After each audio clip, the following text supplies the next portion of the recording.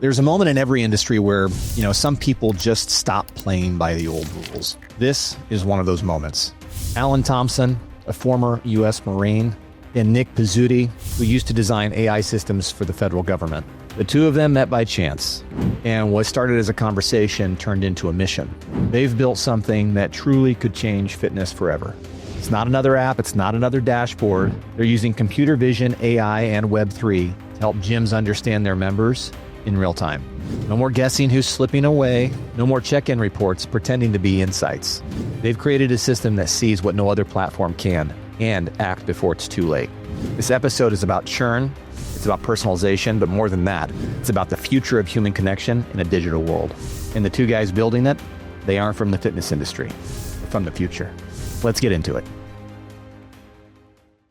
All right, I've got Alan and Nick on the show here. And guys, one of the things that typically most people want to understand is like where you got started. How did this all happen? But before we get into that, Alan, you come from a Marine background, right? You served.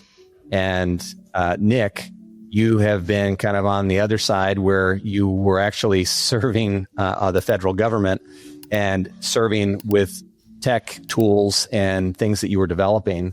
Both of you have experience in code, but let's kind of understand like where you guys got started. So Alan, I'm going to start with you. Who were you before Grow Solutions became this idea or this invention or product that you were kind of pushing out into the market for fitness? I would say I was just a veteran entrepreneur. As soon as I separated from the Marine Corps, I knew I wanted to pursue entrepreneurship, and I moved to Japan after separating and was pursuing entrepreneurship out there, and tried to get a blockchain-based governance token going for Japanese farmers. And, being in Japan, a tech entrepreneur, not speaking Japanese is quite difficult. So I did what every entrepreneur does. I pivoted, eventually found myself back in the States, and I was going to open a rock climbing gym and pivoted to Grow Solutions. So that's how we actually got connected. I had posted something on LinkedIn about the 80-20 principle during my flight out to Japan. Mm-hmm. And around the same time, you were on a ship, right? This was back in 2011, I think. And you were in the military still at that time. Yeah. So, small world. Your post about Japan. At the time, I was on the USS Ronald Reagan and we got detoured from our main course to help out with Operation Tomodachi. Relief efforts from the carrier to Fukushima. And just being in that same space globally at that same time, I just thought it was really a small world and reached out to you. Yeah. And just for the listeners, 2011 was the year that in Japan, they had a huge tsunami hit, and then they had a nuclear reactor meltdown. And coincidentally enough, I just happened to be there at that time, experiencing it all. And he's out on a boat. I had no idea, working with the U.S. military, helping out in that event. So pretty interesting that post kind of evolved into this. Now we're on a show together, and he's got his partner, Nick. So Nick, how did you kind of get involved in this space for Grow Solutions where you and Alan kind of connected? I know he said rock climbing, and I have a suspicion that that's kind of where this went. Yeah. So we met at the rock climbing gym. I was there with some friends on a social night, and I guess we were getting a little rowdy. And so he sat down at our table and said, "You guys seem like the fun spot to be." And I hope he was right. So since then we got talking, we started climbing together. And ultimately he said, "Hey, I have this idea that I'm working on for bringing AI into the fitness space." And I said, "Oh, that just happens to be what I'm doing, not in the fitness space, but building technical systems related to machine learning and AI for the federal government." And so we talked more, and I probably asked him a million questions. And then I think we just said, "Yeah, let's do it. Let's pull the trigger and go all in." So when was it, Alan, that you guys realized that you kind of had something here? I mean, AI has just exploded. I think just about every day there's a new AI tool or function that's out there. I think a lot of these AI tools, even OpenAI, there's a lot of features there, and a lot of people, I think, just barely scratch the surface on how to use some of these products. And you guys are using AI for something very specific in a very kind of niche category to identify something very specific. So, one, how did you guys get to a point where you're going, hey, the light bulb moment, right? This idea comes out, and you go, I think we can do something here. And let's spend our time and energy and effort. We've only got so much time on this earth, and we're spending time developing things. What is it that made you feel like that made a lot of sense when there's so many other tools out there for AI? Well, I mean, at the time, there wasn't as much hype around AI, or the hype was like just starting. Mm-hmm. Even AI aside, what made me passionate about it was I realized we had an opportunity to create a system that solves a real problem. As someone who was going to open a gym and someone that does the due diligence beforehand, I identified churn as a huge problem for gym owners. Mm-hmm. So a huge problem for myself. And when I realized I could create a technical system to mitigate that problem, that was exciting from a business opportunity perspective. But Nick will tell you, I tend to get out over my skis. Like I'm always looking like to the top of the mountain. So, this is really just our phase one that we're working on. We've developed a huge vision of where I think this could go. And that for me was that vision end state is what was the factor that pushed me over the edge, that I have to commit full time to this and develop it. So what's the magic pill, so to speak, with this product, right? Because to your point, gyms, really any kind of fitness related field, okay, it could be a yoga studio, it could be that rock climbing gym, it could be a standard membership based gym, it could be CrossFit. All of them experience that same issue, and that issue is, how do we prevent people from leaving? Because that churn rate is on average about 36% every year. So you're constantly fighting this battle of trying to get more people in the door. And we all know that it's a lot easier to keep people than it is to try and go out and get new customers because you got to, front load it with, let me convince you why you need to be here. The ones who are already there, it's just convincing them to stay or at least giving them incentives to stay. So how is it that you're preventing people who want to leave from leaving? Like, what is it that you get? What's the magic formula there? What's the, that silver bullet? How are customers taking your product and going, man, this makes a ton of sense. I got to have this. For me, as someone who would open a gym, to me, the magic bullet, I like to say we're at the intersection of AI and human connection. Mm-hmm. So it's not using AI and tech to replace people. It's using AI and tech to enable people to make more of a connection. And when you look at the reasons why people leave, generally three main categories: affordability, location, and a lot of those are due to life changes, job change, moved. And then the third reason is environment, which, is very broad. It could be cleanliness. But in my opinion, it comes down to friendliness of staff, the ability of staff to create a consistent, and not just staff, but the gym as a whole, to create a consistent member experience where members feel seen, supported, and encouraged. And that's the system that we're developing. So how did you land on, because I've had conversations with some other individuals in our space.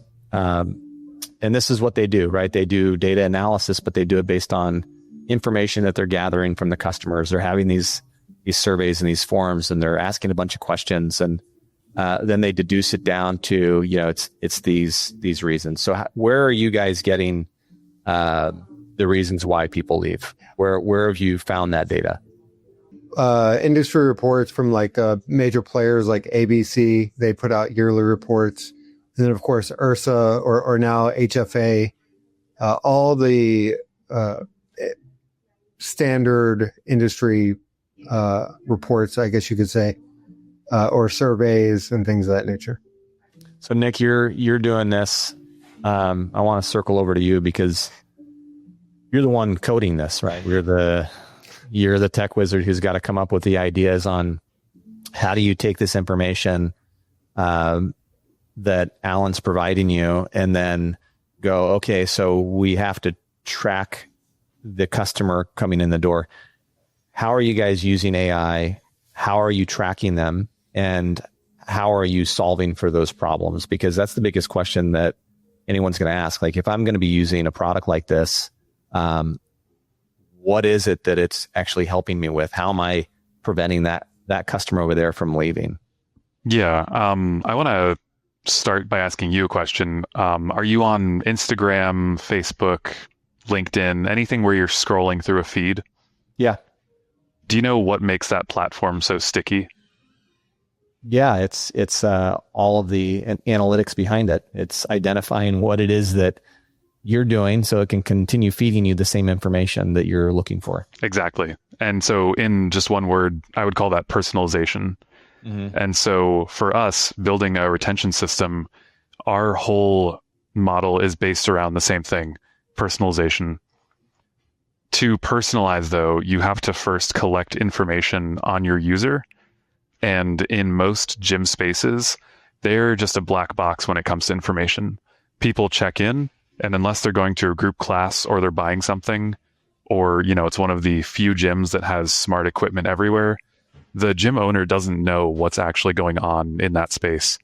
They might have an idea of, oh, this machine is used more than this other machine, or, the free weight area is very popular, but they're not going to know, these 10 people are the ones using, treadmill number 3.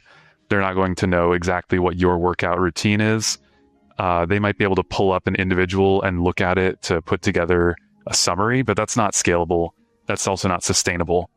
And so what we're providing is a platform that knows the customer and can custom tailor, outreach, promotions, really whatever it is you're looking for based on the exact activities of that user in your space.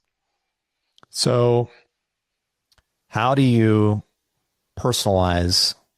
Because you're spending, the analytics there, at least.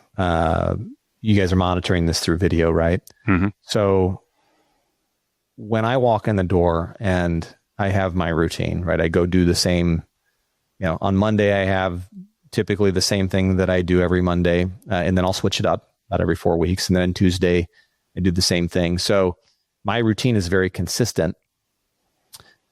So I would be a good candidate because the information around me is going to be very specific and very consistent, right? You'll see that same consistency. So your system should go, oh, this is what Michael does. So, let's get him here and let's show him, how we can better serve him. Yeah. But someone who may be an inconsistent user or is maybe kind of all over the place. And this happens with gym goers, right? They just kind of get in the gym. They waffle around. They don't necessarily know what they need to do first or next. And they just kind of go through the motions of having been there to make them feel good that they made it there that day. How can you customize for that? Yeah. So first I want to address the case of you, as a highly consistent gym goer, you're not somebody that the gym needs to worry about. Our risk analysis would say, Michael, he's good. Like, we don't need to intervene. He's not doing anything really new. He knows how to use the equipment. He's showing up reliably. So you would actually not be the target customer to interact with. But the inconsistent user, we would see they're probably missing sessions. They don't have a routine. So that might be times to help, provide outreach to say, oh, we missed you last Wednesday. It was your cardio day or whatever it is. Or if we want to go more granular, you could go with a real-time alert to say, oh, this user walked in, it's their first time on this piece of equipment in several months. Maybe ask if they want any guidance. If you're seeing that they're spending a very short amount of time on each piece, or they aren't following an actual routine, you can say, oh, this person is a little all over the place. See if they're interested in personal training. So it's really about recognizing those patterns, or in some cases, the lack of pattern, to say, okay, these are the members who need help. These are the members who will benefit from being more brought into the community. Are those things that you can customize within the platform? So for example, that might be something that I would be interested in for my gyms, right? And I would say to Jane, she might get an automatic message now because she jumped on a brand new piece of equipment that she's never gone on before, and she doesn't, it shows that she's never used it before. And maybe a text message at the end of the day or a day later would say, hey, Jane, it's Michael over at the gym. I noticed you were using XYZ machine and was just curious if you had any interest on maybe me showing you how to use some other pieces of equipment that maybe you haven't had a chance to use before, right? Is that the type of opportunity or messaging that would be able to be sent to encourage that feedback loop? Yeah, I think that's one great example. To take it a step further, we are bringing it to real time. So we're aiming, we're not there yet, but we are trying to bring it to real-time stream processing, where it is not just a text the following day or at the end of the day. It's, hey, this user is on the machine right now. Go talk to them in person. Because from what we've seen, digital communications, especially delayed digital communications, are not the way to build rapport with your user base. You want to have that in-person connection. You want to have some face-to-face time. You want to make them feel recognized in the moment, not like they're just, another number on a spreadsheet. What's the delay right now? Like with what you guys have today, implement immediately today in a gym. What kind of expectation should a business owner have? So we're generally doing next day processing, where we process things overnight. Notifications are produced. We are adding texting this week, actually. So I'm glad that you used that in your example. But emails were integrated, and we have the capability to add webhooks if you want Google Chats or, Slack notifications, anything where you can use a simple webhook. We can have it going that way, or you can just log into the portal and see your existing notifications, star some for action, clear them if you're not interested. By the end of this quarter, though, I think we'll be at real time. So, that gives me 26 days to make it happen. We have the technology picked out, and we have our development timeline. We just need to finish implementing it. So, Alan, you know this because you went down the path. You probably don't fall into this category, though. But we see, and this is my experience only, okay? But I see a lot of gym owners are not usually the earliest adopters of things, especially in technology. So, what's the kind of biggest challenge that you guys have to help them go like, hey, I'm telling you, this is really going to work and this is really going to help you. How do you get that message across to them? From our experience so far, we just have to find the early adopters that are willing to go out on the limb.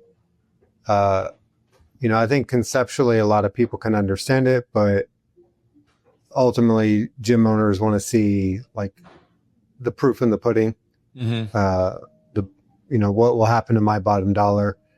I did a series of videos that we pushed out through LinkedIn where it kind of tries to model that out to show the impact of retention. But yeah, ultimately, I think we just find the early adopters, work with them, and put the proof in the pudding. What is it that you'd be able to tell fitness businesses today? There has to be some kind of metric that you guys were able to measure and maybe look at because you have some pilot locations, right? Mm-hmm.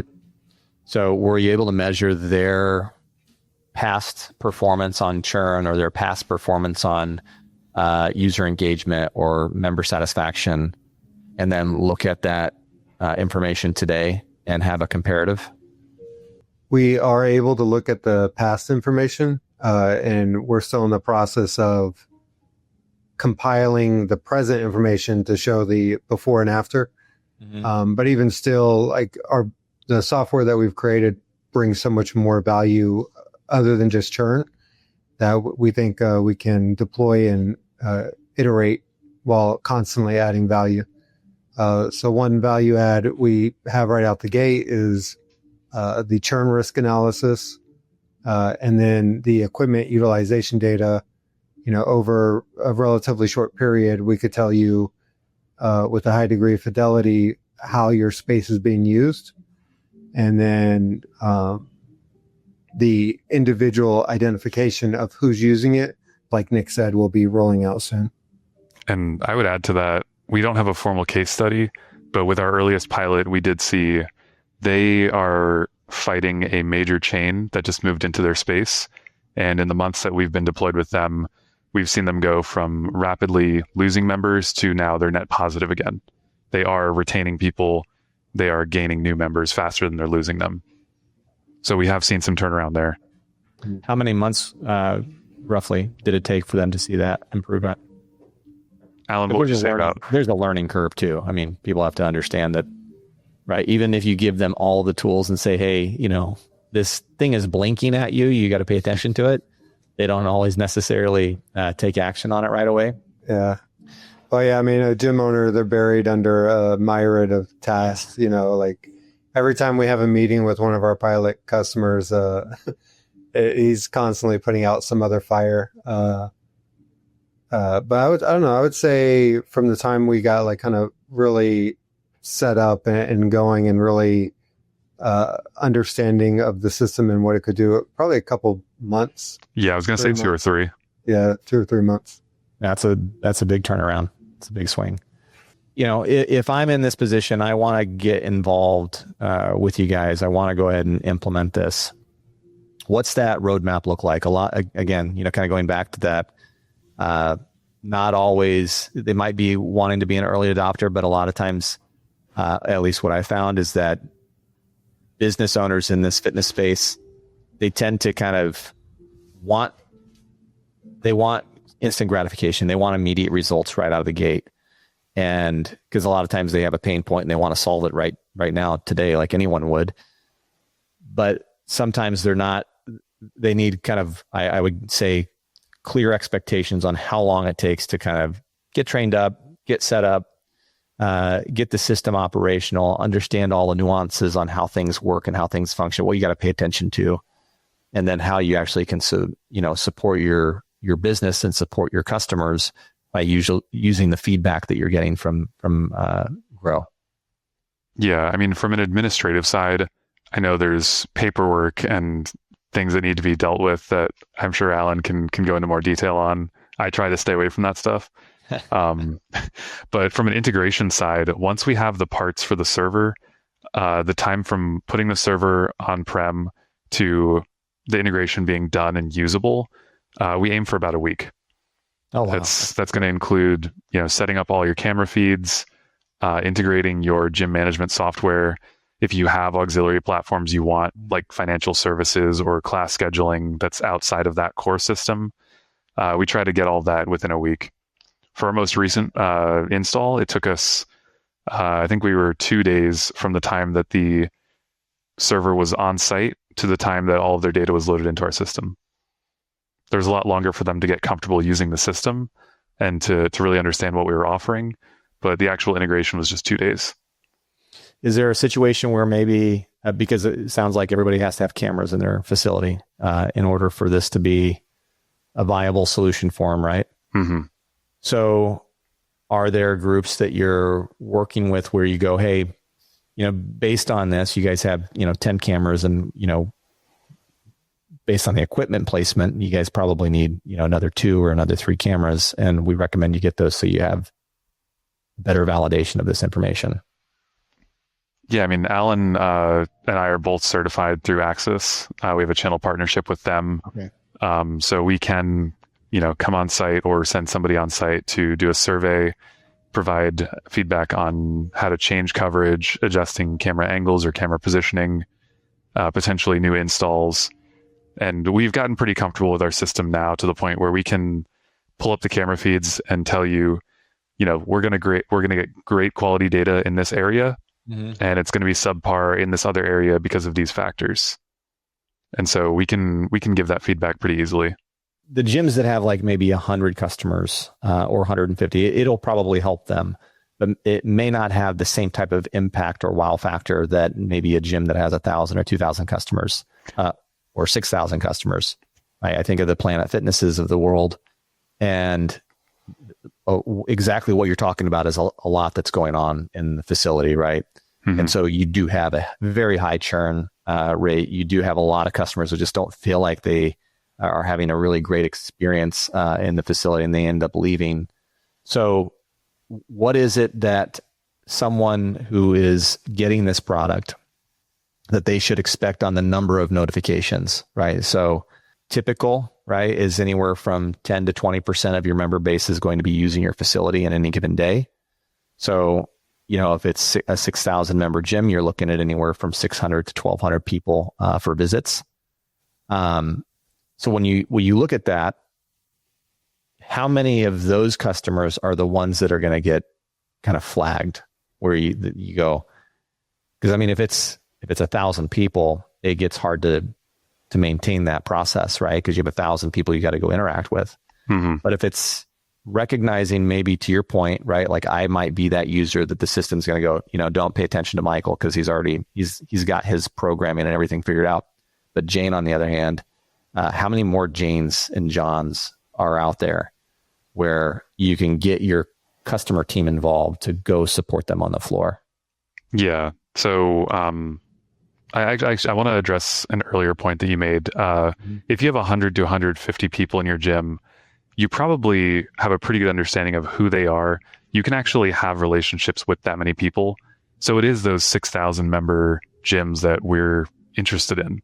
They're the ones where it is not approachable to try to personalize all those interactions. Right. And so if you look at the number of people per day at around 1,000, from that, let's say 20% would be moderate risk, and then a further 5 to 10% would be high risk. And so spread out over a day, that'll give you, maybe 100 high urgency things, but you can just as easily ignore them, or we can, filter out the ones that you're not interested in. I think it is a learning process, like we were talking about. Once you onboard, if you start getting these notifications, you can clear them. You can just say, not interested, and we can use that to tailor things moving forward. Or you can just mark them for action, like, okay, this is a really good one, and then we can give you more of that type. So there might be a lot initially, but it just takes time to iterate through and figure out how you want to use it. And Alan, you were saying that you almost can get to a point where you are being able to identify when someone might leave, right? So you can take action in advance based on their history. Yeah. So by identifying their risk and like their profile, nudging them in the right way. So maybe out of those notifications that Nick mentioned, only a handful of them are best served as personal interactions. Maybe they're a new member, they're a high value member, whatever it may be. And then the rest could be text messages. Like maybe even though text messages, people drown in those generally, but maybe a text message is enough for that person at that time. Just, I want to kind of get the future, because you have texting launching in a week. You guys have this immediate response launching soon, where it's live, it's real time.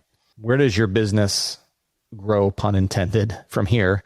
Where are you guys headed, right? What's the future outlook for your company? Alan, speak from the mountaintop. What do you see? Sure. I'll stick to like the kind of midterm vision instead of the long-term vision, because it gets kind of crazy. And I think people get lost. I think crazy is good. That's how everyone builds something new. But in the short term, we're going to build off what we're doing now, so that the next phase is called trainers. So when staff or trainers go and engage with a member, we transcribe the interaction to identify if that trainer was delivering knowledge in line with the most recent certified body of knowledge. And then if they don't, remediating that in near real time and streamlining training for that trainer. So now we're providing value to the member side and to the staff side experience. And we think that will help a lot. In that vein, we're also hoping to help the military out with their kind of HPO programs. HPO is a human performance optimization. Specifically, there's an Army program called H2F, Holistic Health and Fitness. And I think we can bring a lot of value for our phase 1 and phase 2 efforts to those type of military initiatives. And that would be the shorter midterm goals. What's that? 2 years out, 3 years out? Yeah, I would say like the 2 to 3 year range would have all that up and running and operationalized. We're definitely in the point where we are starting to plan it. I do erase some proprietary notes from the whiteboard back there about trainers. I don't know if we'd be able to zoom in on it anyway. All right. Well, hey guys, pleasure having you guys on. And for all of those who are listening, really grow is something where everyone knows AI is the thing. And we're moving at a very rapid rate in technology. And you happen to be listening to two gentlemen here that have been building something phenomenal. And I think it would be wonderful for your clubs or your gym or fitness business, anyone really who has a business where this type of tracking would help personalize the experience someone's having in their business. So I'm thinking even maybe, and they probably already thought of this and they're just saying, no, we're staying in this niche, but I think it could be bigger than just the fitness space, and the healthcare government space. But Nick and Alan, we'll go with you, Alan, where can they find you? And then Nick, we'll switch over to you. Where can they find you? So Alan, tell everybody where they can find you and how they can get involved in this stuff. Pretty much I am only on LinkedIn. So you can just Google Alanthius. That's my full first name, Alantheus. He's the only one on LinkedIn, by the way. Yeah, I'll be the only one. Yeah. And then what about you, Nick? I can't be found. Sorry. Yeah. I'm very privacy conscious, and we do carry that into behind the curtain. Yeah. I'm also on LinkedIn, but definitely reach out to Alan if you want to talk tech. Feel free to connect with me on LinkedIn. But anything business related, Alan's the guy. Awesome. And then your website, guys, if you wouldn't mind, just so they have it on the audio version, but we will post it also in the show notes here. Website, grow.solutions, grow with the E, GROE.solutions. Excellent. All right, everyone. Thank you for listening, and we'll see you guys on the flip side. This conversation isn't about a gym software company.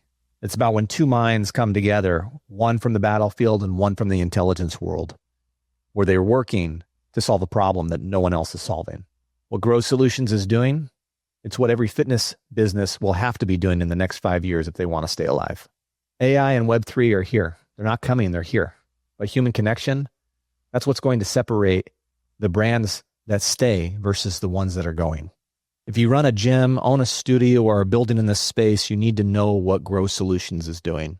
You can find them at GROE.solutions and connect with Alan. You just go on LinkedIn and look for Alanthius. He's the only one on there. This episode won't just age well, in my opinion. It might just be the ones that future founders look back to and go, that's when everything changed. We'll see you next time on Sweat Success. And remember, don't just build something that's worth showing up for in the future.